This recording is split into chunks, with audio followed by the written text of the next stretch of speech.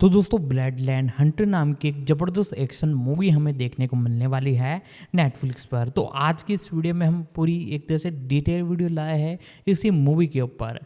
इसके बारे में आपको सारे को जो इन्फॉर्मेशन बताया गया, सबसे पहले story, pre production, releasing, casting और जितनी भी इससे रिलेटेड डिटेल है सभी आपको बताने वाले हैं। तो वीडियो को लाइक कीजिएगा, चैनल पर नहीं है तो आप चैनल को एक तरह से सब्सक्राइब कर लीजिएगा, बेल आइकन दबा कर इसे ऑल पर सेट कर ले। दोस्तों इसी के साथ अब इसके बारे में हम जानना चालू करते हैं। बेडलैंड हंटर्स कोरियाई वांग्या एक आगामी दक्षिण कोरियाई डायस्टोपियन एक्शन फिल्म है जिसका निर्देशन हियो मायोंग हैंग ने किया है और इसमें मा डोंग सेओक, ली ही जून, ली जून यंग और रो जियोंग यूई ने अभिनय किया है। ये फिल्म 2023 की फिल्म कंक्रीट यूटोपिया की सीक्वल है और सियोल के भूकंप के बाद एक सर्वनाशकारी बंजर भूमि में बदलने की कहानी पर आधारित है, जहां कानून और व्यवस्था से लेकर सभ्यता तक सब कुछ ध्वस्त हो गया है। 2. ये फिल्म नेटफ्लिक्स का मूल निर्माण है और 26 जनवरी 2024 को नेटफ्लिक्स पर स्ट्रीमिंग के लिए उपलब्ध होगी। 3-4 सारांश। जब एक भूकंप सियोल को एक अराजकतापूर्ण बुरे क्षेत्र में बदल देता है, नाम सैन, एक निडर शिकारी, एक किशोर को यांग गीसू, एक पागल डॉक्टर से बचाने के लिए आगे बढ़ता है, जिसने किशोर को खतरनाक पंथियों से भरे शिविर में बंदी बना रखा था। कास्ट करें। नाम सान के रूप में मा डोंग सेओक, एक अथक बंजर भूमि शिकारी। यांग गीसू के रूप में ली ही जून, वो डॉक्टर जो आपदा से बच गया। 5. चोई जी वान के रूप में ली जून यंग, नाम सान के भरोसेमंद साथी। सुना के रूप में रोह जियोंग ई, एक साहसी लड़की जो नाम सान का अनुसरण करती है। 6. ली यून हो के रूप में एनजी हाय, एक विशेष बल सार्जेंट 7. उत्पादन। फिल्म की योजना 14 नवंबर 2021 को फिल्म कंक्रीट यूटोपिया के निर्माण के बाद बनाई गई थी। 8 फिल्मांकन 15 फरवरी 2022 को शुरू हुआ और 18 मई 2022 को समाप्त हुआ। 9. 2 नवंबर 2023 को नेटफ्लिक्स ने मार्शल आर्ट निर्देशक हेओ मायोंग हैंग द्वारा निर्देशित और सह निर्माता के रूप में क्लाइमैक्स स्टूडियो, बिग पंच पिक्चर्स और नोवा फिल्म द्वारा निर्मित फिल्म के निर्माण की पुष्टि की। 3. एनजी हाय, जो एक विशेष बल सार्जेंट यून हो की भूमिका निभाती है, ने फिल्म में अपने 99% एक्शन दृश्यों का प्रदर्शन किया। 10. रिलीज। मूवी थिएटर प्रवेश के लिए KOFIC के एकीकृत कंप्यूटर नेटवर्क ने घोषणा की कि फिल्म 26 जनवरी 2024 को नेटफ्लिक्स पर रिलीज होगी। ये स्ट्रीमिंग के लिए 190 देशों में उपलब्ध होगा। मा डोंग सेओक, कोरियाई, मडंग सेओग, जन्म 1 मार्च 1971 को ली डोंग सेओक, जिन्हें डॉन ली के नाम से भी जाना जाता है, एक दक्षिण कोरियाई अमेरिकी अभिनेता हैं। ट्रेन टू बुसान में अपने शानदार प्रदर्शन और उसके बाद की प्रमुख भूमिकाओं के साथ वो दक्षिण कोरिया के सबसे सफल अभिनेताओं में से एक बन गए हैं। वह 2018 में गैलप कोरिया के वर्ष के सर्वश्रेष्ठ फिल्म अभिनेता थे। 3. करियर। मा को the neighbour, nameless gangster, rules of the time और द अनजस्ट फिल्मों में उनकी सहायक भूमिकाओं के लिए प्रसिद्धि मिली। 4. इसके बाद उन्होंने नोरिगे, मर्डरर और वन-ऑन-वन में प्रमुख भूमिकाएं निभाईं। 5-6. Zombie film train to Busan में मां की भूमिका ने उन्हें अंतर्राष्ट्रीय लोकप्रियता दिलाई। 7. इसके बाद फिल्मों में उनकी प्रमुख भूमिकाएं derailed, the bros, the outlaws, unstoppable, champion, the gangster, the cop, the devil, the bad guys, reign of chaos और द राउंडअप के साथ साथ अलोंग विद द गॉड्स में सहायक भूमिकाएं भी रहीं। द लास्ट 49 डेज और एशफॉल को आलोचनात्मक और व्यावसायिक सफलताएं मिली, जिसने उन्हें कोरियाई सिनेमा के मोस्ट बैंकेबल स्टार तक पहुंचाया। 8-9-1011 हालांकि मां को उनकी सख्त आदमी व्यक्तित्व वाली भूमिकाओं के लिए जाना जाता है, लेकिन अक्सर उनकी फिल्मों में इसी तरह की भूमिकाएं निभाने के लिए उन्हें मनाया जाता है और उनकी आलोचना की जाती है। 12-2019 में वो गिल्गमेश के रूप में MCU फिल्म इटर्नल्स के कलाकारों में शामिल हुए, जिसने उनकी हॉलीवुड की शुरुआत की। 13. टेलीविज़न पर माँ को हिट ओसीएन श्रृंखला बैड गाइज और स्क्वाड 38 में उनकी भूमिकाओं के लिए जाना जाता है। 14-15 2022 में माँ ने एक अन्य बड़ी जापानी एजेंसी एलडीएच जापान के साथ एक अनुबंध पर हस्ताक्षर किए। 16 उनकी 2022 release action crime thriller the roundup उनकी 2017 की फिल्म द आउटलॉस की अगली कड़ी है, जिसे न केवल सर्वसम्मत सकारात्मक समीक्षा मिली बल्कि 2019 के बाद पहली बार 12 मिलियन प्रवेश को पार करके 2022 की सबसे अधिक कमाई करने वाली फिल्म बन गई और अब तक तीसरी है। दक्षिण कोरिया में सबसे ज्यादा कमाई करने वाली फिल्म 171819 2024 में डायस्टोपियन फिल्म बैडलैंड हंटर्स, जिसमें मां बंजभूमि शिकारी की भूमिका निभा रही है, 26 जनवरी को नेटफ्लिक्स पर रिलीज होगी। 20 अन्य गतिविधियां 2016 में मां अपने पश्चिमी नाम डॉन ली के तहत और अभिनय में आने से पहले मां मिश्रित मार्शल कलाकार मार्क कोलमैन और केविन रैंडलमैन के निजी प्रशिक्षक थे। 21 अपनी प्रोडक्शन कंपनी टीम गोरिल्ला के साथ 22 माह वर्तमान में योजना बनाने और पटकथा लिखने में शामिल हैं। उन्होंने फिल्म डीप ट्रैप की पटकथा पर काम किया, जिसमें उन्होंने अभिनय किया। 23 वह ओसीएन ड्रामेटिक सिनेमा श्रृंखला team bulldog of duty investigation के सह निर्माता भी हैं।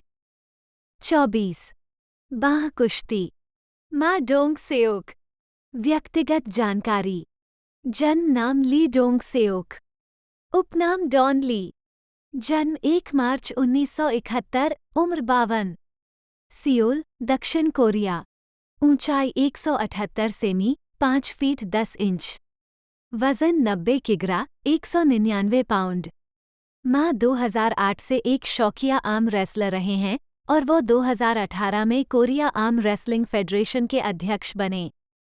25 व्यक्तिगत जीवन 2016 में मां कथित तौर पर स्पोर्ट्स रिपोर्टर और मीडिया पर्सनैलिटी ये जंग हवा को डेट कर रहे थे। 26-20 अक्टूबर 2022 को मां की एजेंसी ने कहा कि उन्होंने और ये ने पिछले साल अपनी शादी का पंजीकरण कराया था। कोविड-19 महामारी और व्यस्त कार्यक्रम के कारण विवाह समारोह बाद में आयोजित किया जाएगा।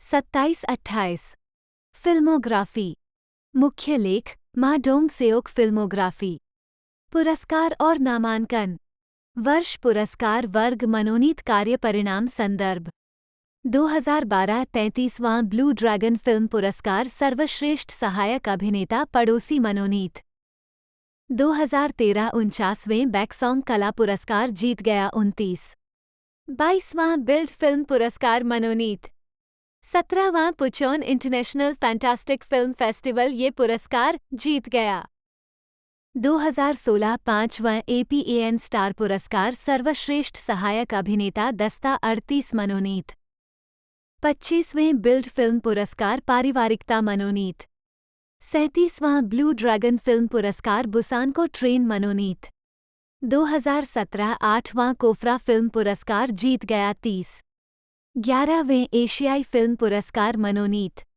53वां बैकसॉन्ग कला पुरस्कार मनोनीत 22वां चुनसा फिल्म कला पुरस्कार मनोनीत 2018 गोल्डन एग अवार्ड्स सर्वश्रेष्ठ अभिनेता डाकू जीत गया 54वें बैकसॉन्ग कला पुरस्कार सर्वश्रेष्ठ अभिनेता फिल्म मनोनीत 23वां चुनसा फिल्म कला पुरस्कार सर्वश्रेष्ठ अभिनेता मनोनीत 33 दूसरा कोरिया चीन अंतर्राष्ट्रीय फिल्म महोत्सव सर्वश्रेष्ठ अभिनेता जीत गया 34 2022 सुंदर कलाकार पुरस्कार शिन यंग क्यू कला और संस्कृति फाउंडेशन फिल्म कलाकार पुरस्कार राउंडअप जीत गया 35 9वां कोरियाई फिल्म प्रोड्यूसर्स एसोसिएशन पुरस्कार सर्वश्रेष्ठ अभिनेता जीत गया 36 2022 किनलाइट्स अवार्ड्स वर्ष का सर्वश्रेष्ठ अभिनेता घरेलू 5वीं 37 2023 दूरदर्शी पुरस्कार 2023 दूरदर्शी जीत गया 39 59वें बैकसॉन्ग कला पुरस्कार सर्वश्रेष्ठ अभिनेता फिल्म राउंडअप मनोनीत 40 सूचियाँ प्रकाशक का नाम सूचीबद्ध वर्ष सूची का नाम और प्लेसमेंट प्रकाशक वर्ष सूची प्लेसमेंट संदर्भ सिने 21 2021 अभिनेता जो 2022 में कोरियाई वीडियो सामग्री उद्योग का नेतृत्व करेंगे। छठा B41 Gallup Korea 2017 Gallup Korea का वर्ष का फिल्म अभिनेता 2018142443 2019244445 20203446 2021 3 2022 2 2023 1 पर्दा डालना 2019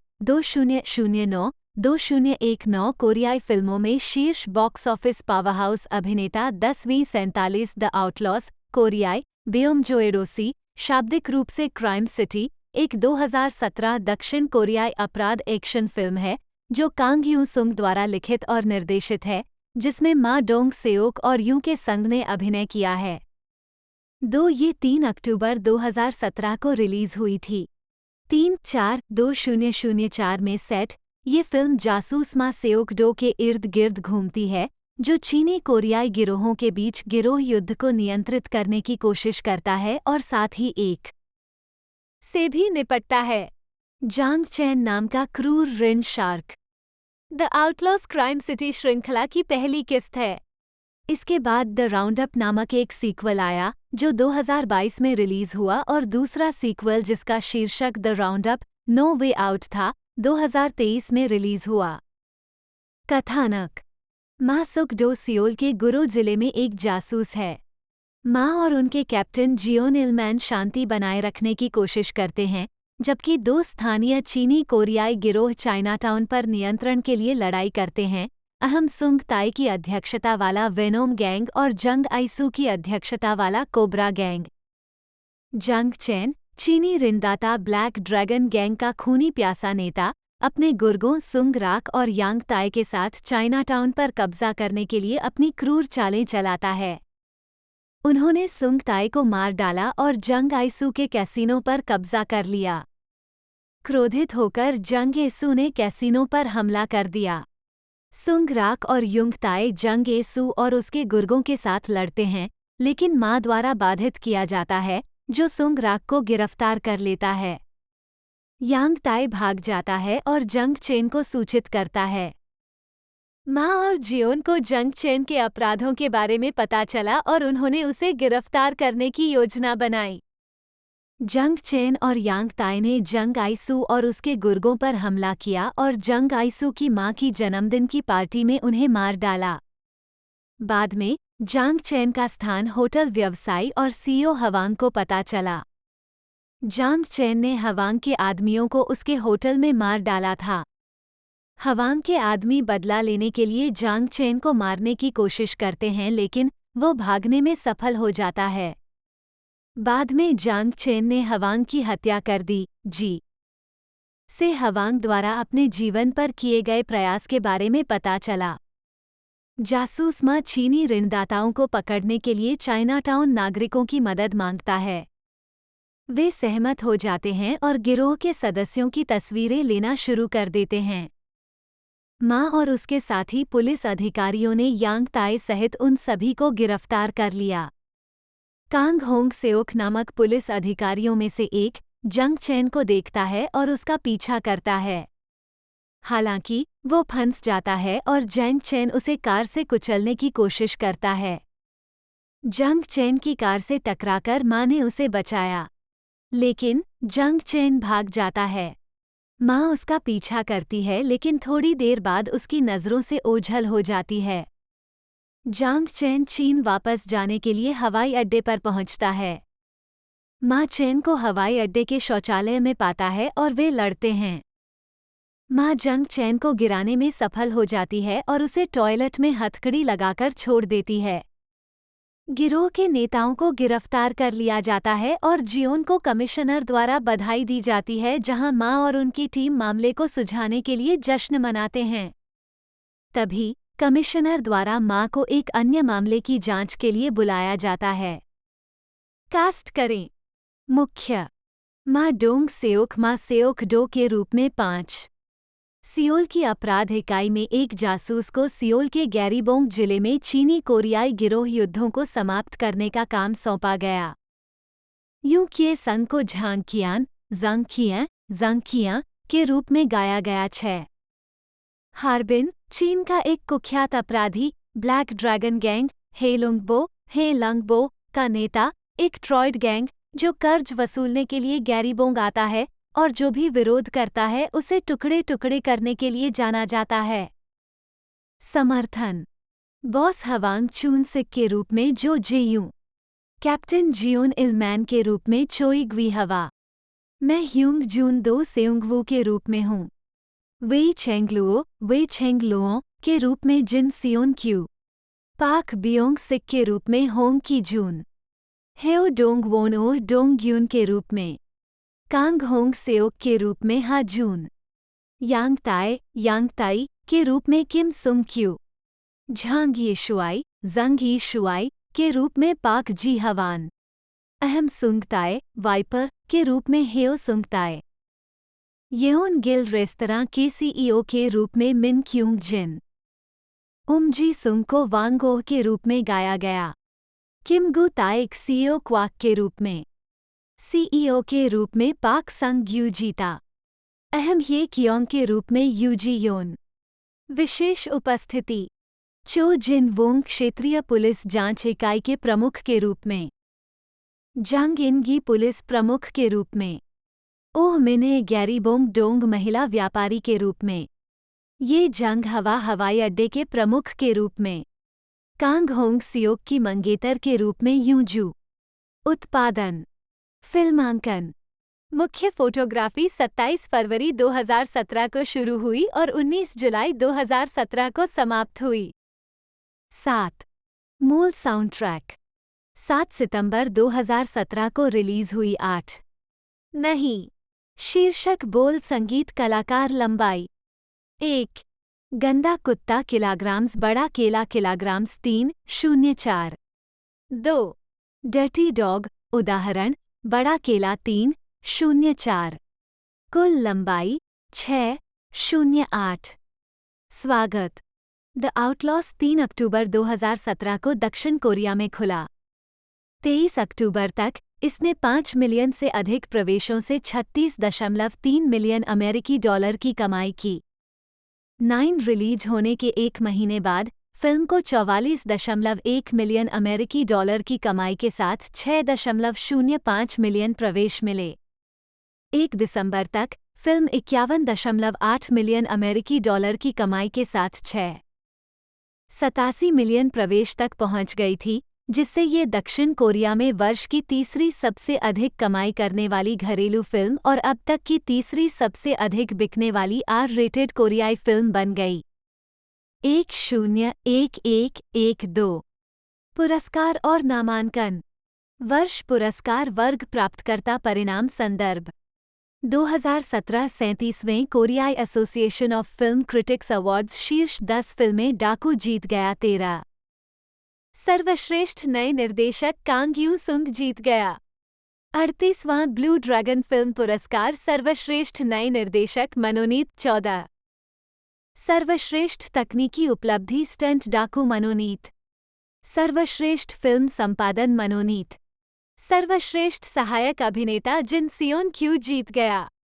2018 9वें Korea film reporters association film awards KOFRA जीत गया। 15 54वें बैकसॉन्ग कला पुरस्कार सर्वश्रेष्ठ अभिनेता मा डोंग सेओक मनोनीत। 16 17 सर्वश्रेष्ठ सहायक अभिनेता जिन सियोन क्यू मनोनीत।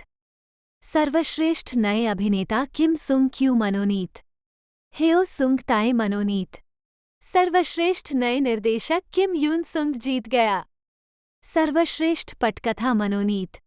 23वां चुनसा फिल्म कला पुरस्कार मनोनीत। 18-19 सर्वश्रेष्ठ नए निर्देशक जीत गया। सर्वश्रेष्ठ अभिनेता मा डोंग सेओक मनोनीत। सर्वश्रेष्ठ सहायक अभिनेता जिन सियोन क्यू मनोनीत। 27वें बिल्ड फिल्म पुरस्कार सर्वश्रेष्ठ नए निर्देशक कांग यू सुंग मनोनीत। 20 55वां ग्रैंड बेल पुरस्कार सर्वश्रेष्ठ नए निर्देशक मनोनीत। 21 सर्वश्रेष्ठ सहायक अभिनेता जिन सियोन क्यू मनोनीत। सर्वोत्तम योजना डाकू मनोनीत।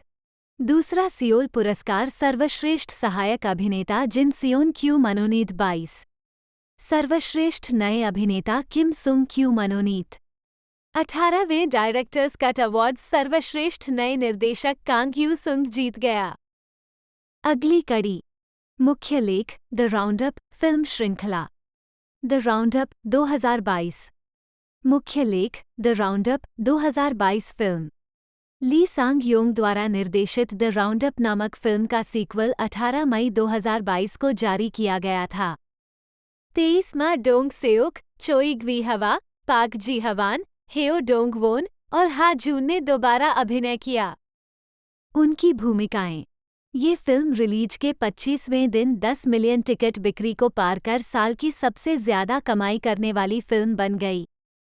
24 ये दक्षिण कोरियाई सिनेमा के इतिहास में तीसरी सबसे ज्यादा कमाई करने वाली फिल्म और 9वीं सबसे ज्यादा देखी जाने वाली फिल्म भी बन गई।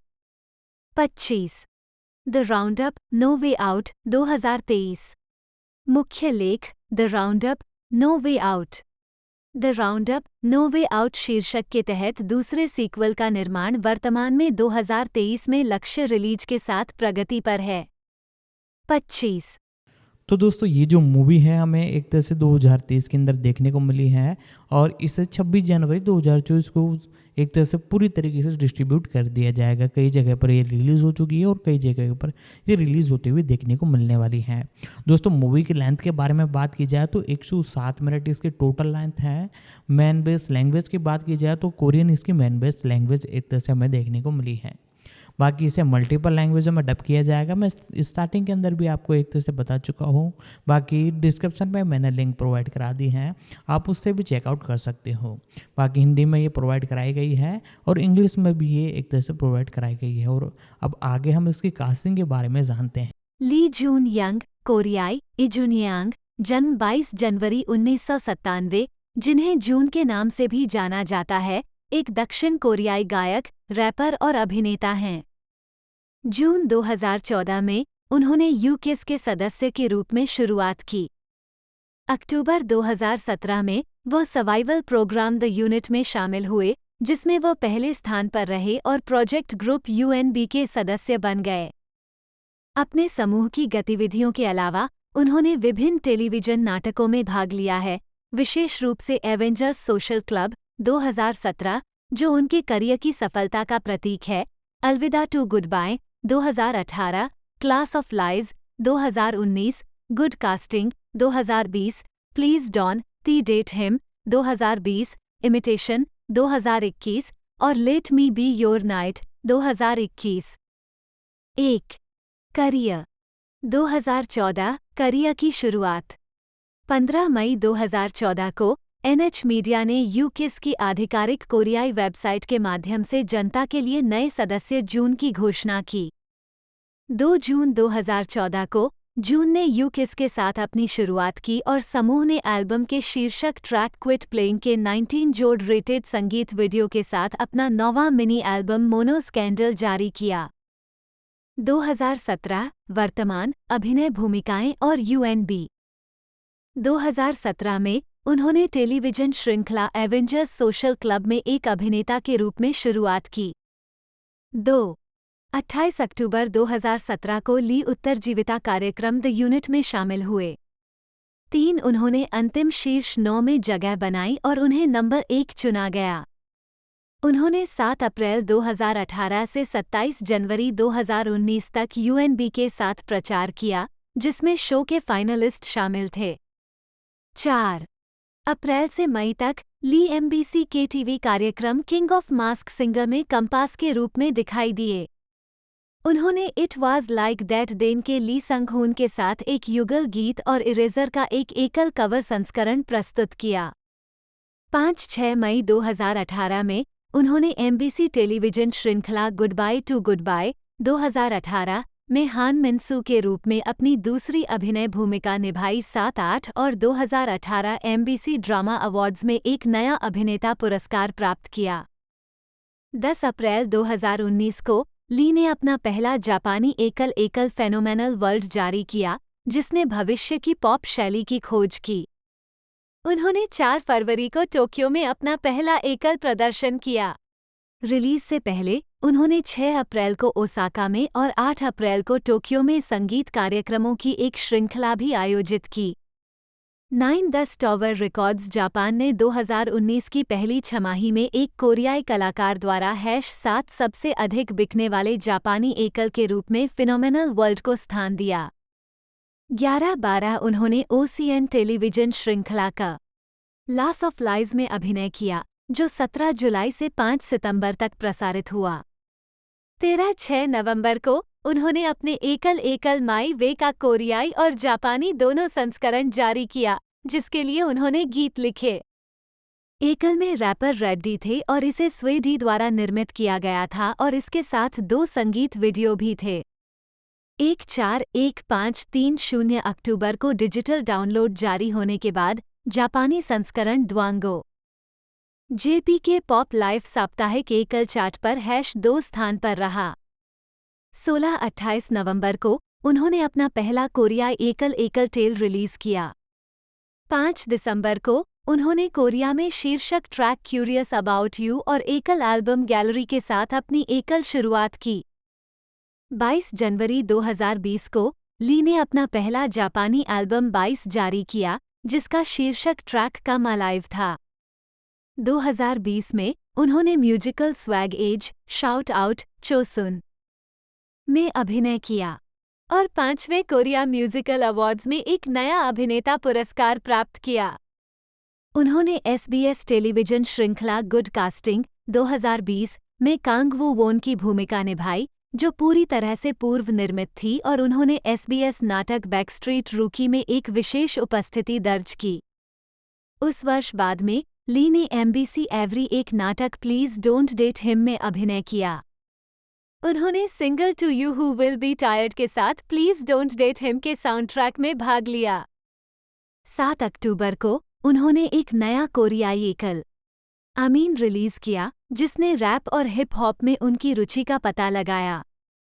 2021 में ली ने KBS नाटक इमिटेशन 2021 में एक प्रतिभाशाली मूर्ति के रूप में अभिनय किया। वो सीओयू के साथ नेटफ्लिक्स फिल्म लव एंड लीशर्स में शामिल हुए 17 और उन्हें नाटक DP और let me be your night में कास्ट किया गया।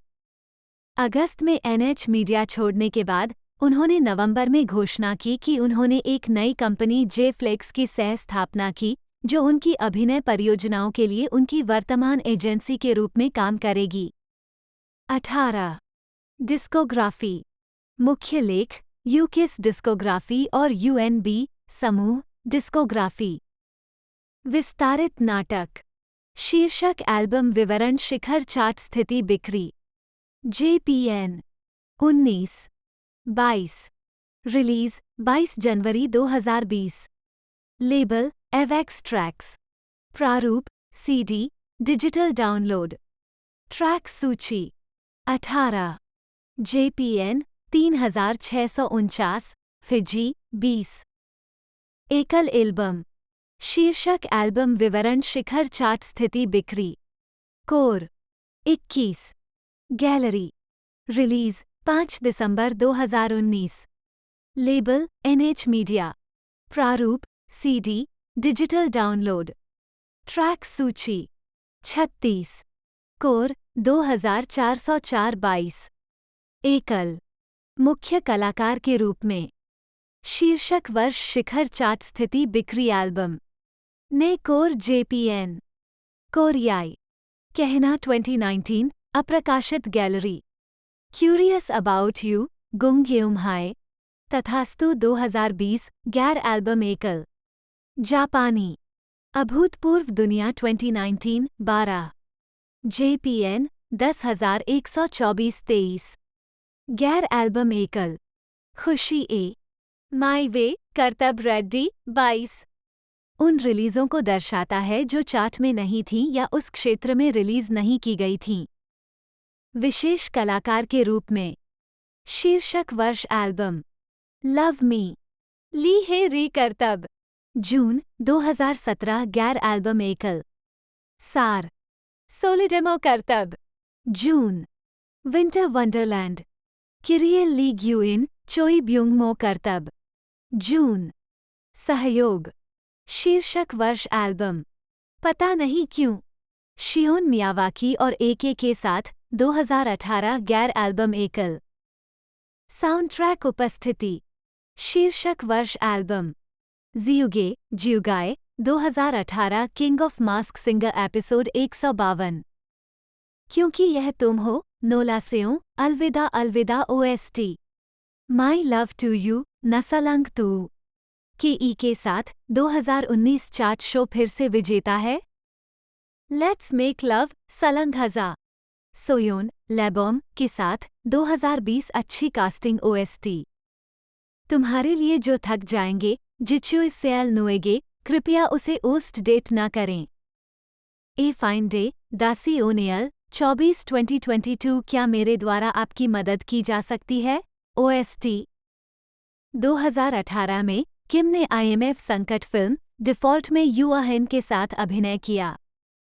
50 उन्हें 55वें बेकसांग कला पुरस्कारों में सर्वश्रेष्ठ अभिनेत्री के लिए नामांकित किया गया था। फिर उन्हें साइंस फिक्शन फिल्म रिटर्न में कास्ट किया गया। 51 जून 2019 में किम को पार्क जी वान के निर्देशन में बनी पहली film the day I died अनक्लोज्ड case में प्रदर्शित होने की पुष्टि की गई थी। 52-53 फिल्म 12 नवंबर 2020 को रिलीज हुई। 54 किम को सर्वश्रेष्ठ अभिनेत्री फिल्म श्रेणी में 57वें बैकसॉन्ग कला पुरस्कार में नामांकित किया गया था। 55-56 2020 में किम ने कानूनी ड्रामा हाइना में अभिनय किया। 57 उन्होंने वकील जंग ग्युम जा की भूमिका निभाई, जो एक सच्ची लकड़बग्घा है जो पैसे और सफलता का पीछा करती है, चाहे कुछ भी करना पड़े। यह 21 फरवरी से 11 अप्रैल 2020 तक SBS टीवी पर प्रसारित हुआ। 58 उन्हें 56वें बैकसॉन्ग कला पुरस्कारों में सर्वश्रेष्ठ अभिनेत्री के लिए नामांकित किया गया था। 59 हाइना में उनके प्रदर्शन के लिए उन्हें 2020 एशिया कंटेंट अवार्ड्स और ग्लोबल OTT अवार्ड्स में उत्कृष्टता पुरस्कार से सम्मानित किया गया। 60 मार्च 2022 में किम को नेटफ्लिक्स सीरीज जुवेनाइल जस्टिस में जज शिरम यून सेओक की मुख्य भूमिका के लिए लगातार 2 हफ्तों के लिए सबसे लोकप्रिय गैर अंग्रेजी शो के रूप में अंतर्राष्ट्रीय पहचान मिली। 61 उन्हें 58वें बेकसांग कला पुरस्कारों में सर्वश्रेष्ठ अभिनेत्री के लिए नामांकित किया गया था। उसी वर्ष उन्होंने TVN के ऐतिहासिक नाटक अंडर द क्वींस अम्ब्रेला में क्वीन इम हवा रयोंग के रूप में अभिनय किया। 62 व्यक्तिगत जीवन, सार्वजनिक छवि और चरित्र। किम एक लोकप्रिय कोरियाई सेक्स प्रतीक रही हैं, क्योंकि उन्होंने 1993 में blue dragon film awards host और सर्वश्रेष्ठ अभिनेत्री विजेता के रूप में लो कट ड्रेस पहनी थी और वो युग की यौन क्रांति का प्रतीक थीं। 63 किम को युवा अभिनेताओं की अच्छी देखभाल करने के लिए जाना जाता है और फैमिलीहुड 2016 में सह कलाकार मा डोंग सेओक द्वारा उनका वर्णन दूसरों की देखभाल करने वाला सबसे विचारशील व्यक्ति के रूप में किया गया है। 43 टीवी श्रृंखला जुवेनाइल जस्टिस में उनके सह कलाकार ली सांग-ही ने कहा, किम को जब लगता था कि अज्ञात अभिनेताओं का अभिनय अच्छा है, तो वो उनके नाम लिखती थीं, ताकि वो भविष्य में उपयुक्त स्क्रिप्ट के लिए उनकी सिफारिश कर सकें। 64-65 सोन ये जिन, 66 हान जी मिन, 67 किम नामजू, 68 और यम जम।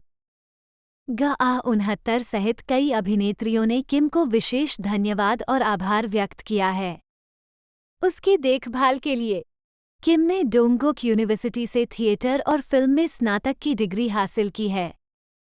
2013 में किम ने स्वीकार किया कि उसने अपने मास्टर की thesis A study on actor communication को कम से कम 4 किताबों से शब्दशः कॉपी कर लिया था।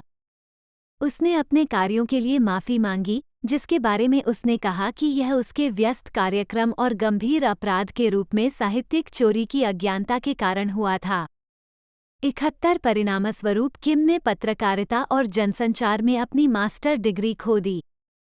72-73 रिश्ते, किम और चरित्र अभिनेता यूहे जिन की पहली मुलाकात 2001 में फिल्म किक द मून की शूटिंग के बाद हुई थी और 2006 में तज़ा द हाई रोलर्स में एक साथ दिखाई देने के बाद वे करीब आ गए। दोनों के डेटिंग की अफवाहें 2008 से सामने आईं, हालांकि दोनों ने 2010 की शुरुआत तक किसी भी रोमांटिक भागीदारी से लगातार इनकार किया, जब दोनों की पपराजी तस्वीरें जारी की गईं। 74-75 और जोड़े ने आधिकारिक तौर पर अपने रिश्ते की पुष्टि की। 7-6, 7-7, 7-8 किम और यू का 2011 में ब्रेकअप हो गया। 79 परोपकार 2008 में किम ने documentary film forgiveness are you at the end of the way की कथन फीस की पूरी राशि अपराध पीड़ित सहायता कोष में दान कर दी। 80-81 अप्रैल 2009 में किम ने सियोल ओपन आर्ट फेयर में अपनी पॉप कला प्रदर्शित की।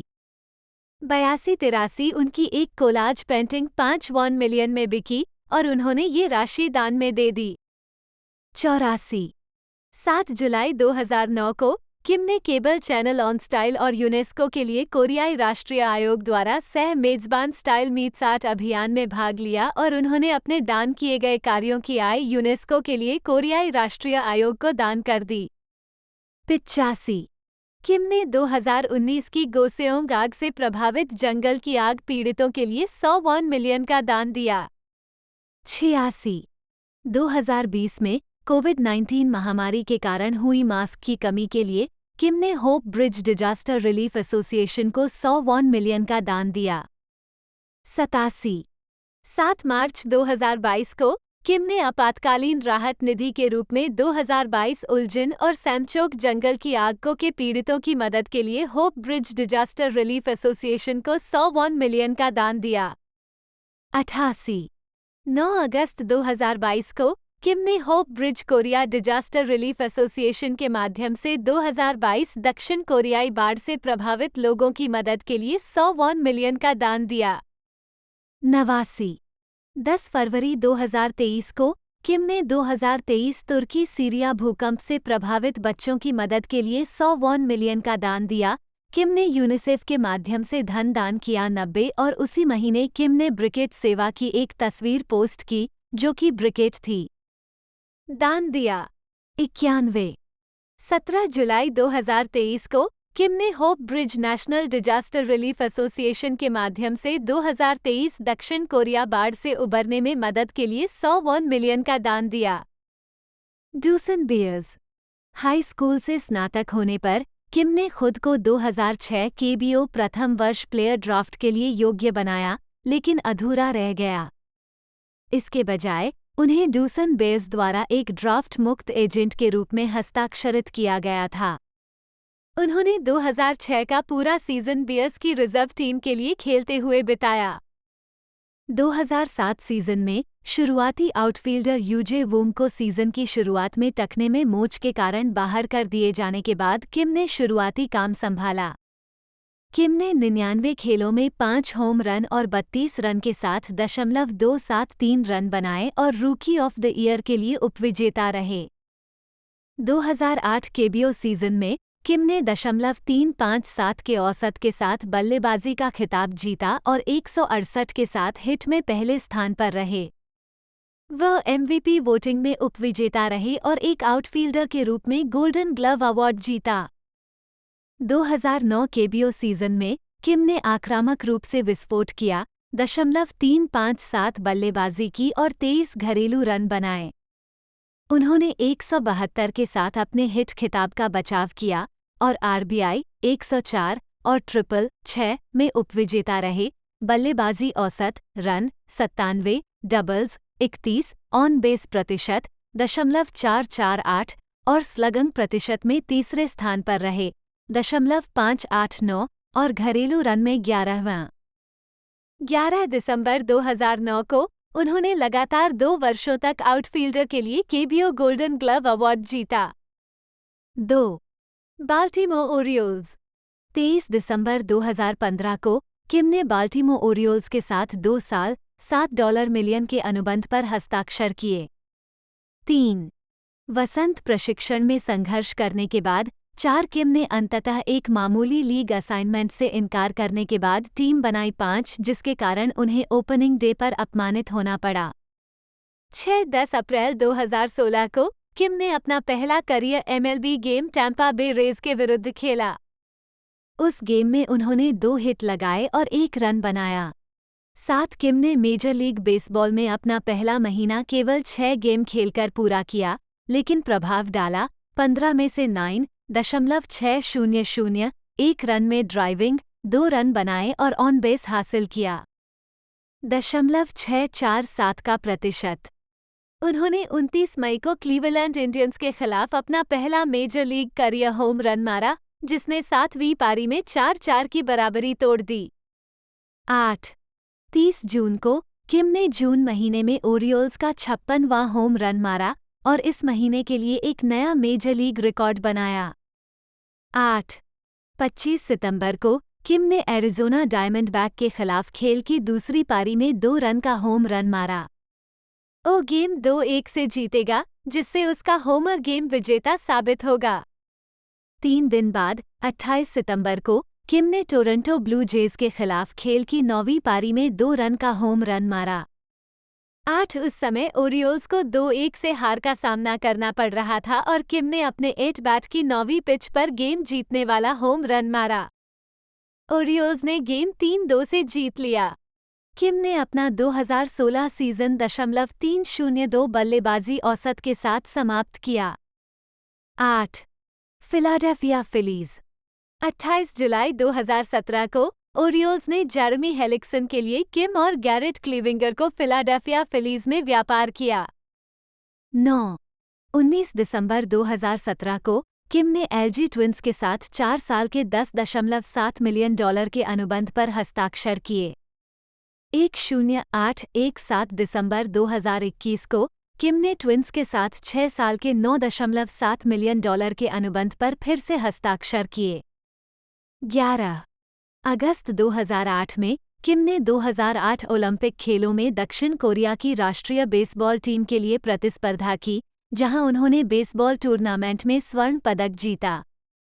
12 जापान के खिलाफ प्रारंभिक दौर के खेल में किम ने पिंच हिटर के रूप में 9वें के शीर्ष पर इवासे हितोकी के पास एक आरबीआई सिंगल मारा, जिससे 2-2 की बराबरी टूट गई, जिससे दक्षिण कोरिया 5-3 से जीत गया। जापान के ऊपर 12 मार्च 2009 में किम ने 2009 विश्व बेसबॉल क्लासिक में दक्षिण कोरिया की राष्ट्रीय बेसबॉल टीम के लिए प्रतिस्पर्धा की, जहां वे 6-3 रिकॉर्ड के साथ उपविजेता रहे। टूर्नामेंट में उन्होंने 4 आरबीआई, 6 रन और 7 वॉक के साथ 28 में से 11.393 हासिल किए और उन्हें नामित हिटर में ऑल स्टार टीम में नामित किया गया। 12 उन्होंने 2013 विश्व बेसबॉल क्लासिक में फिर से कोरिया के लिए खेला। कोरिया के 3 मैचों में 12 रन देकर 3 विकेट लिए। 12 किम 2017 विश्व बेसबॉल क्लासिक में दक्षिण कोरिया की राष्ट्रीय बेसबॉल टीम के लिए नहीं खेले, इसके बजाय वह बाल्टीमोर ओरियोल्स के साथ 2017 MLB सीजन के लिए तैयार होने पर ध्यान केंद्रित करना चाहते थे। 12 कांग यून सियोंग, कोरियाई गंग्यूनसेआंग, जन्म 6 सितंबर 1971, एक दक्षिण कोरियाई फिल्म निर्देशक और पटकथा लेखक हैं। उनकी पहली फीचर लेंथ निर्देशित फिल्म द आउटलॉस, जिसमें मा डोंग सेओक और यूं के संग ने अभिनय किया था, को बहुत प्रशंसा मिली। प्रारंभिक वर्ष और शिक्षा। जब कांग छोटे थे तो उन्हें फिल्मों का शौक हो गया क्योंकि उनकी मां को फिल्मों का बहुत शौक था। वे अक्सर वीकेंड फिल्में एक साथ देखते थे। एक हाई स्कूल सीनियर के रूप में कांग की फिल्म निर्माण में रुचि तब बढ़ी जब उन्होंने एक टीवी टॉक शो में अभिनेता यूं सेओक हवा को देखा, जिससे निर्देशक बनने का उनका सपना पूरा हो गया। क्योंकि विश्वविद्यालय में भौतिकी में पढ़ाई के बावजूद कांग ने खुद को अपनी पढ़ाई की तुलना में फिल्म क्लब की गतिविधियों में अधिक तल्लीन पाया। अपनी सैन्य भर्ती के बाद छुट्टियों के दौरान उन्होंने क्वेंटिन टारंटिनो की फिल्म रिजर्वोयर डॉग्स देखी, जिसने फिल्म निर्देशन में करियर बनाने के उनके निर्णय को मजबूत किया। 1-2 अपनी सैन्य सेवा पूरी करने के बाद कांग ने 1996 में चार्ली ब्राउन नामक अपनी पहली लघु फिल्म बनाई।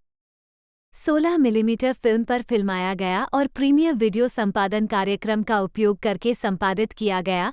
फिल्म को एक विश्वविद्यालय लघु फिल्म समारोह में आमंत्रित और प्रदर्शित किया गया था। अपने फिल्म निर्माण के अनुभव से प्रेरणा लेते हुए कांग ने कंप्यूटर इमेज वर्क नामक एक पुस्तक लिखी। इस अवधि के दौरान अपने काम को एक पोर्टफोलियो के रूप में उपयोग करते हुए उन्होंने कॉलेज से स्नातक होने के बाद सैन फ्रांसिस्को में अमेरिकन अकेडमी ऑफ आर्ट्स में अपनी पढ़ाई आगे बढ़ाने का फैसला किया। 1-2 अमेरिकन अकेडमी ऑफ आर्ट्स में अपने समय के दौरान कांग ने नेगेटिव इमेज नामक एक लघु थ्रिलर का निर्देशन किया, जिसमें एक आदमी द्वारा एक महिला का पीछा करने की कहानी दिखाई गई थी। फिल्म को कोरिया में इंडी फोरम और Busan international short film festival में प्रदर्शित किया गया था। इसके बाद कांग ने अपनी पहली फीचर लंबाई पटकथा फॉकॉल्ट की लघु फिल्म पर काम किया, लेकिन दुर्भाग्य से ये परियोजना निवेश सुरक्षित करने में विफल रही। 1-2 करियर। इसके बाद कांग कोरिया लौट आए और अपना उपन्यास मोएबियस विकसित करने का प्रयास किया, लेकिन उन्हें एक और झटका तब लगा जब उनकी निवेश कंपनी दिवालिया हो गई। इन असफलताओं के कारण कांग को अस्थायी रूप से फिल्म निर्माण से दूर जाना पड़ा और संगीत वीडियो और अन्य दृश्य कार्यों के निर्माण पर ध्यान केंद्रित करते हुए अपनी खुद की प्रोडक्शन कंपनी शुरू करनी पड़ी। 1-2 2003 में कांग ने निर्देशक किम सेओंग सू की film please teach me English में निर्देशन विभाग में शामिल होकर फिल्म उद्योग में वापसी की। हालांकि उन्हें एक और मंदी का सामना करना पड़ा और खुद को सहारा देने के लिए उन्हें अन्य नौकरियां करनी पड़ीं। 2006 में उन्होंने वृत्तचित्र शिन जंग ह्यून्स लास्ट कॉन्सर्ट का निर्देशन किया, जो सेवानिवृत्त गायक शिन जंग ह्यून के इर्द गिर्द घूमती थी। फिल्म को तीसरे जेचेन अंतर्राष्ट्रीय फिल्म महोत्सव में आमंत्रित किया गया था। 1-2 एक आपसी परिचित के माध्यम से कांग ह्यून सियोंग ने अभिनेता मा डोंग सेओक के साथ घनिष्ठ संबंध स्थापित किया, जिन्होंने हाल ही में आर्मी ऑफ हेवन पर काम करना समाप्त किया था। 2012 में दोनों ने फीचर फिल्म द आउटलॉस पर सहयोग किया, जो वास्तविक घटनाओं पर आधारित थी। द आउटलॉस 2017 में रिलीज हुई और इसे जबरदस्त सफलता मिली। 1 दिसंबर तक फिल्म ने 6.87 मिलियन प्रवेश प्राप्त किए और 51.8 मिलियन अमेरिकी डॉलर की कमाई की, जिससे ये दक्षिण कोरिया में वर्ष की तीसरी सबसे अधिक कमाई करने वाली घरेलू फिल्म और सभी समय की तीसरी सबसे अधिक बिकने वाली R-रेटेड कोरियाई फिल्म बन गई। 3-4 इसके बाद कांग ने बिग बेट श्रृंखला के साथ OTT नाटकों में कदम रखा। यह अत्यधिक प्रत्याशित है क्योंकि यह 1997 में लव एंड सेपरेशन के बाद 26 वर्षों में चोई मिन शिक की पहली ड्रामा सीरीज की उपस्थिति का प्रतीक है। 5 सीरीज को डिज्नी जोड़ पर एक मूल सीरीज के रूप में रिलीज किया गया था, जिसमें प्रत्येक में 8 एपिसोड वाले 2 सीजन थे। पहला सीजन 21 दिसंबर 2022 को रिलीज किया गया था। दूसरा सीजन फरवरी 2023 में रिलीज किया गया था। 70% फिल्मांकन फिलीपींस में किया गया था। 8 फिल्मोग्राफी। फिल्म निर्माण भूमिकाएं। लघु फिल्म फिल्म निर्माण क्रेडिट। वर्ष शीर्षक के रूप में श्रेय दिया गया संदर्भ। अंग्रेजी कोरियाई निदेशक कथानक का लेखक निर्माता। 1998 नकारात्मक छवि यह भी पढ़ें कांग यून सियोंग 9 2019-100 विस्तार 100 कांग यून सियोंग 2023 हांगकांग मेरे भीतर न अने हांगकांगी इस दा कांग यून सियोंग। फीचर फिल्म फिल्म निर्माण का श्रेय 9 वर्ष शीर्षक के रूप में श्रेय दिया गया संदर्भ। अंग्रेजी कोरियाई निदेशक कथानक का लेखक निर्माता। 2007 शिन जोंग ह्योन का अंतिम संगीत कार्यक्रम सिंजुंगह्योनुई लसेउटेउ कॉन्सेउटेउ कांग यून सियोंग 10 2017 डाकू धन्यवाद कांग यून सियोंग 11-12। 2019 राजा अमर रहें और पढ़ें कांग युन सियोंग 13। 2022 राउंडअप उत्तर 2 ली Sang Yong Kim Min सियोंग Kong Yun सियोंग 14-15। Plastic के आदमी ठीक है Lim Jin Sun Kang Yun Seong 16-17-18। 2023 the roundup no way out उत्तर 3 Lee Sang Yong Kim Min Seong Cha Woo Jin Kang Yun Seong 19। TBA roundup सजा उत्तर 4 TBD 20। Roundup 5 चरण 5। Web series web श्रृंखला film निर्माण credit 9 वर्ष शीर्षक network के रूप में श्रेय दिया गया संदर्भ अंग्रेजी कोरियाई निदेशक कथानक का लेखक 2022 बड़ा दांव ठीक है डिज्नी जोड़ हाँ 21-22। अभिनय भूमिकाएं अभिनय श्रेय 9 वर्ष शीर्षक भूमिका संदर्भ अंग्रेजी कोरियाई 2002 बच्चा अकेला धन्यवाद पुलिस 9। 2003 कृपया मुझे अंग्रेजी सिखाएं ये सब ठीक है बार मेजबान 2017 येओसू में महासागर का रात्रि दृश्य बहुत बढ़िया जी सोक का दोस्त 2020 पवित्र अनुग्रह की भूमि यह सब ठीक है साक्षात्कारकर्ता डबल पैटी ठीक है प्रशिक्षक प्रशंसा पुरस्कार और नामांकन पुरस्कार समारोह का नाम प्रस्तुत वर्ष श्रेणी पुरस्कार के नामांकित व्यक्ति और नामांकन का परिणाम पुरस्कार वितरण समारोह वर्ष वर्ग नामांकित कार्य परिणाम संदर्भ 37वें कोरियाई association of film critics awards 2017 शीर्ष 10 फिल्में डाकू जीत गया 23। सर्वश्रेष्ठ नए निर्देशक जीत गया 38वां ब्लू ड्रैगन फिल्म पुरस्कार 2017 सर्वश्रेष्ठ नए निर्देशक मनोनीत 24। सर्वश्रेष्ठ तकनीकी उपलब्धि स्टंट मनोनीत सर्वश्रेष्ठ फिल्म संपादन मनोनीत 54वें बैकसॉन्ग कला पुरस्कार 2018 सर्वश्रेष्ठ नए निर्देशक जीत गया 25-26। सर्वश्रेष्ठ पटकथा मनोनीत 23वां चुनसा फिल्म कला पुरस्कार 2017 मनोनीत 27-28। सर्वश्रेष्ठ नए निर्देशक जीत गया 27वें बिल्ड फिल्म पुरस्कार 2017 सर्वश्रेष्ठ नए निर्देशक मनोनीत 29। 55वां ग्रैंड बेल पुरस्कार 2017 सर्वश्रेष्ठ नए निर्देशक मनोनीत 30। सर्वोत्तम योजना मनोनीत 18वें डायरेक्टर्स कट अवार्ड्स 2017 सर्वश्रेष्ठ नए निर्देशक जीत गया 31। ब्लू ड्रैगन सीरीज पुरस्कार 2023 सर्वश्रेष्ठ नाटक यूं किए संग कोरियाई यूंगेशंग जन्म 20 दिसंबर 1978 एक दक्षिण कोरियाई अभिनेता और गायक हैं। उन्होंने अपना करियर 1999 में के पॉप बॉय बैंड जी ओड के हिस्से के रूप में शुरू किया, फिर 2004 में समूह छोड़ दिया और अभिनय करियर बनाया।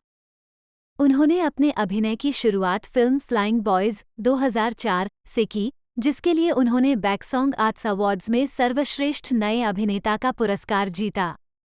माई 19-ईयर-ओल्ड सिस्टर इन लॉ 2004 और हु आर यू जैसी रोमांटिक कॉमेडी में प्रमुख भूमिकाओं के साथ यून टेलीविजन और फिल्म दोनों में सक्रिय हो गए 2008 और मेलोड्रामा क्रेजी फॉर यू 2007, साथ ही द मूनलाइट ऑफ सियोल 2008 और द एग्जीक्यूशनर 2009 में अधिक गंभीर भूमिका निभाई।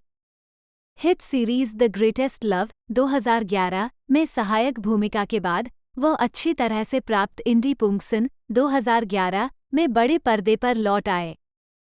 3. करियर 1999-2004 पॉप स्टार की शुरुआत 1997 में यून ने पाक जून ह्यूंग के प्रोजेक्ट म्यूजिक ग्रुप के लिए एक विज्ञापन का उत्तर दिया और रॉक स्टार बनने की आकांक्षाओं के साथ ऑडिशन दिया था। डैनी आहन, सोन हो यंग, किम सन ए और निर्माता और गायक गीतकार पाक जिन यंग के साथ समूह को शुरू में GOT6 कहा जाता था। 4 किम सन ए ने अभिनय करना छोड़ दिया और उनकी जगह किम ताए वू ने ले ली। समूह ग्रूव ओवरडोज के लिए संक्षिप्त नाम गॉड नामक 5 सदस्यीय बॉय बैंड बन गया और जनवरी 1999 में शुरू हुआ। 4 अपने पहले प्रदर्शन के लिए गुनगुने प्रतिक्रिया के बावजूद समूह खुद को एक के रूप में स्थापित करने में सफल रहा। 2000 के दशक की शुरुआत में सबसे लोकप्रिय बॉय बैंड। हालांकि यून ने 2004 में बैंड छोड़ दिया और अभिनय में चले गए। 5 ब्यून यंगजू द्वारा निर्देशित फ्लाइंग बॉयज में अपनी फिल्म की शुरुआत की।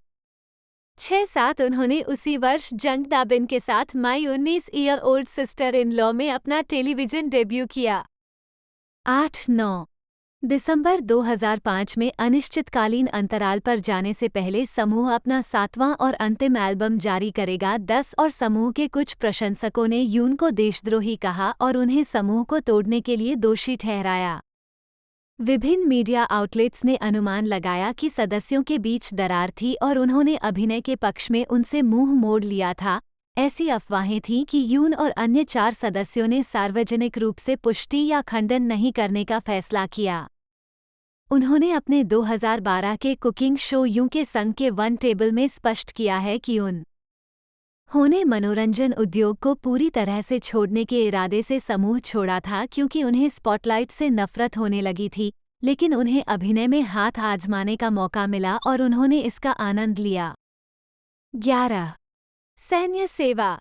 भगवान से दूर जाने के बाद यून अपनी लोकप्रियता के चरम पर थे, लेकिन अनिवार्य सैन्य सेवा के कारण उन्हें अपने उभरते अभिनय करियर को बीच में रोकना पड़ा। 12 व 7 दिसंबर 2004 को कोरिया गणराज्य की सेना में भर्ती हुए और उन्हें कोरियाई असैन्यीकृत क्षेत्र में गैंगवॉन प्रांत के चुनचियोन में 102वें रिजर्व में नियुक्त किया गया। 13-14 बुनियादी प्रशिक्षण पूरा करने और कुछ समय तक वहां सेवा करने के बाद यून को 2006 में नवगठित समूह कोरियन फोर्सेज नेटवर्क में एक मनोरंजन सैनिक के रूप में कर्तव्यों के लिए फेरा से नियुक्त किया गया, जो सैनिकों को टेलीविजन और रेडियो प्रसारण प्रदान करता है और भी यह मशहूर हस्तियों को अपनी सैन्य सेवा पूरी करने के दौरान सार्वजनिक प्रोफाइल बनाए रखने की अनुमति देता है। 12-6 दिसंबर 2006 को उन्हें सेना से छुट्टी दे दी गई। उस दिन एक साक्षात्कार में उन्होंने कहा कि वह पिछली रात सोए नहीं थे और बहुत थके हुए थे, लेकिन अपने प्रशंसकों से मिलने के लिए उत्सुक थे। उन्होंने आगे कहा कि उन्होंने 2007 में अपना करियर फिर से शुरू करने की योजना बनाई है। 15 जून 2011 के अंत तक उनकी सैन्य सेवा ने तब भी लोगों का ध्यान आकर्षित किया जब वर्दी में उनकी एक गोल गाल वाली तस्वीर दक्षिण कोरियाई इंटरनेट उपयोगकर्ताओं के बीच वायरल हो गई। तस्वीरों को उनके तत्कालीन मोटे गालों के लिए कई मनोरंजक टिप्पणियां मिलीं, जो उनकी हालिया उपस्थिति के साथ एक तीव्र विरोधाभास बनाती हैं। 16 2004 वर्तमान अभिनय करियर। जनवरी 2007 में यून टेलीविजन नाटक क्रेजी इन लव, जिसे क्रेजी फॉर यू के नाम से भी जाना जाता है, में शो बिजनेस में लौट आई। उन्होंने एक गैंगस्टर का किरदार निभाया था जिसे उस आदमी की विधवा ली मी योन से प्यार हो जाता है जिसे उसने गलती से मार डाला था। 17-18 अगले वर्ष उन्हें और किम हा नेउल को लवर्स ऑफ 6 इयर्स में कास्ट किया गया, जिसमें उन्होंने 6 साल के रिश्ते में एक जोड़े की भूमिका निभाई।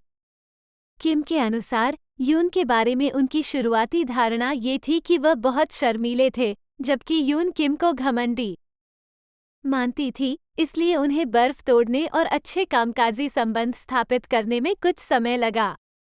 19 उस वर्ष के अंत में उन्होंने कॉमेडी टेलीविजन श्रृंखला हु आर यू में दोहरी भूमिका निभाई। एक ठंडे दिल वाले कॉर्पोरेट रेडर की भूमिका निभा रहे हैं, जो एक यातायात दुर्घटना के बाद हर दिन कुछ घंटों के लिए एक हंसमुख डिलीवरीमैन की भावना से ग्रस्त हो जाता है। 20 उसी समय उन्होंने बीस्टी बॉयज, जिसे द मूनलाइट ऑफ सियोल के नाम से भी जाना जाता है, में हा जंग-वू के साथ एक प्रमुख भूमिका निभाई, जिसमें एक मेजबान क्लब में एक कार्यकर्ता की भूमिका निभाई।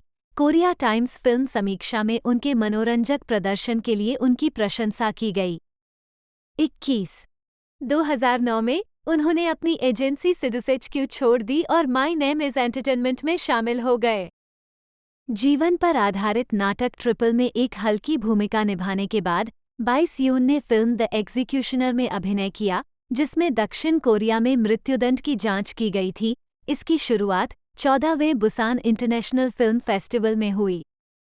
यून ने एक कनिष्ठ जेल प्रेरी की भूमिका निभाई, जो एक परीक्षा में असफल होने के बाद अपना पद संभालता है और दुर्भाग्य से जेल में ऐसे अनुभव वाले एकमात्र अन्य प्रहरी के नौकरी छोड़ने के बाद खुद को फांसी देने के लिए नियुक्त पाता है। 23 फिल्म के रिलीज होने से ठीक पहले उन्होंने जीक्यू कोरिया के साथ एक साक्षात्कार में विवादास्पद टिप्पणी करते हुए कहा कि दक्षिण कोरियाई फिल्म उद्योग पर वामपंथियों का वर्चस्व है। जैसे ही उनकी टिप्पणी पर इंटरनेट उपयोगकर्ताओं के बीच विवाद बढ़ गया, उन्होंने तुरंत अपनी अज्ञानता के रूप में वर्णित के लिए माफी मांगी। साथ वह कम क्लोजर में कलाकारों की टोली का भी हिस्सा बने, जो 2010 की एक सर्वग्राही फिल्म थी जो 5 जोड़ों के टूटे हुए रिश्तों पर आधारित थी। 24-25 अपने बहुप्रतीक्षित बड़े बजट के कोरियाई युद्ध नाटक रोड नंबर 1 के रेटिंग में पिछड़ने के बाद 26-27 यून ने कहा कि वह एक ऐसा किरदार निभाना चाहते थे जिसे जनता से प्यार मिले और उन्होंने एक सहायक भूमिका निभाई। Romantic comedy the greatest love में मधुर, दयालु डॉक्टर 28 नाटक की सफलता और इसमें यून की लोकप्रियता ने उनके अगले प्रोजेक्ट कम बजट गंभीर इंडी पुंगसन पर ध्यान आकर्षित करने में मदद की। 29-30 निर्देशक जुहन जय होंग ने यून को टाइटुलर टेसिटन मैसेंजर के रूप में कास्ट करने के लिए संघर्ष किया। उन्होंने कहा कि वह पिछली फिल्मों में यून द्वारा दिखाई गई भेदी निगाहों से प्रभावित हुए थे। 31 इसे एक सार्थक परियोजना कहते हुए यून ने केवल अपनी आँखों, चेहरे के भाव और शरीर की गतिविधियों के माध्यम से कहानी बताने की कठिन अभिनय चुनौती का आनंद लिया। 3-2, 3-3, 3-4 उन्हें 2011 ग्रैंड बेल अवार्ड्स और ब्लू ड्रैगन फिल्म अवार्ड से सर्वश्रेष्ठ अभिनेता के नामांकन से सम्मानित किया गया। लोकप्रिय सिटकॉम हाई किक के तीसरे सीजन में अभिनय करने के बाद 35 उन्हें एक्शन थ्रिलर द सस्पेक्ट में लिया गया था। 36 लेकिन जब सह कलाकार चोई मिन सिक पीछे हट गए तो उन्होंने अपना नाम वापस ले लिया। जब बड़े स्क्रीन की कॉमेडी को प्री प्रोडक्शन में देरी का सामना करना पड़ा तो उन्होंने एक्टिंग क्लास से भी हाथ खींच लिया। 3-7, 3-8, 3-9 मई 2012 में वह एक नई एजेंसी ए-लिस्ट एंटरटेनमेंट में स्थानांतरित हो गए। फिर यून और करीबी दोस्त अभिनेता क्वोन से इन, जो मंच नाम क्वोन यूल का उपयोग करते हैं, ने सिडनी में 7 दिनों और 6 रातों के लिए रियलिटी यात्रा वृतांत कार्यक्रम रियल मेट को फिल्माया। 40 क्वोन यून के सांग के वन टेबल पर भी दिखाई दिए, जो केबल चैनल ओ लाइव पर एक रियलिटी शो था जिसने यून के एक रेस्तरां के मालिक होने के सपने को पूरा करने में मदद की। 41 अपने खाना पकाने के कौशल को सुधारने और पाक रहस्यों को सीखने के बाद यून ने शो के सीजन के समापन पर अपने पूर्व बैंड सदस्यों के देवता के लिए एक दावत तैयार की। यह 8 वर्षों में पहली बार था जब भगवान के सभी 5 सदस्य एक साथ टेलीविजन पर दिखाई दिए। 42-43 इसके बाद यून 2013 में किम जी वून की लघु फिल्म वन परफेक्ट डे में दिखाई दिए। 44 उन्होंने हेलो माय लव नामक एक चीनी फिल्म में भी अभिनय किया। 45 जिसका ऑनलाइन प्रीमियर हुआ और 100 मिलियन से अधिक हिट मिले। 46 इसके बाद यून ने एक नई प्रतिभा एजेंसी सरम एंटरटेनमेंट के साथ हस्ताक्षर किए। 47 2014 वर्तमान भगवान के साथ पुनर्मिलन और बाद की परियोजनाएं। 2014 की शुरुआत में ये घोषणा की गई थी कि गॉड के मूल 5 सदस्य बैंड की 15वीं वर्षगांठ मनाने के लिए फिर से एकजुट होंगे। इसने एक दशक के बाद संगीत उद्योग में यून की वापसी को भी चिन्हित किया। 48 उन्होंने जुलाई में अपना 8वां एल्बम जारी किया और उसके बाद एक सफल राष्ट्रव्यापी संगीत कार्यक्रम की यात्रा शुरू की। 49-50 यून ने विंड बालम गीत के लिए गीत लिखे, जिसे प्रशंसकों के प्रति आभार व्यक्त करने के लिए उनके राष्ट्रव्यापी दौरे के समापन के बाद जारी किया गया था। 51 2014 में यून ने मेलोड्रामा श्रृंखला द फुल सन में अभिनय किया, जिसमें उन्होंने एक ठग की भूमिका निभाई जो एक आभूषण उत्तराधिकारी के साथ एक जटिल रोमांस में प्रवेश करता है। 52-53 इसके बाद romantic comedy film red carpet में एक वयस्क फिल्म निर्देशक की भूमिका निभाई, जो अपनी पहली व्यावसायिक फीचर फिल्म बनाने का सपना देखता है। 5455 माइनॉरिटी ओपिनियन, जिसे द अनफेयर के नाम से भी जाना जाता है, यून की फिल्म जहां उन्होंने एक सार्वजनिक रक्षक की भूमिका निभाई जिसके ग्राहक पर जबरन विध्वंस के दौरान एक दंगा पुलिसकर्मी की हत्या करने का आरोप है, जिसका फिल्मांकन 2013 में पूरा हो चुका था। 56 अंततः 2015 में एक नाटकीय रिलीज प्राप्त हुई। 57 इसके बाद उन्होंने लास्ट में अभिनय किया, जो एक फंड मैनेजर के बारे में कांग ह्यूंग क्यू के वेबटून पर आधारित एक केबल श्रृंखला थी, जिसकी वित्तीय बर्बादी के कारण सियोल स्टेशन पर भूमिगत रहने वाले बेघर ल दोस्तों आज की इस वीडियो में हमने बात करी इस ज़बरदस्त मूवी के बारे में। तो आपको वीडियो अच्छी लगी हो तो वीडियो को ज़्यादा से ज़्यादा हो सके तो शेयर करने की कोशिश कीजिएगा और वीडियो को लाइक कीजिएगा। साथ ही साथ ज़्यादा से ज़्यादा इसे शेयर कीजिएगा। और यदि आपको एक तरह से किसी भी मूवी या एक तरह से सीरीज़ के बारे में जानना हो तो आप कमेंट कर सकते हैं। दोस्तों आज की इस वीडियो में इतना ही, मिलते हैं अगले वीडियो में।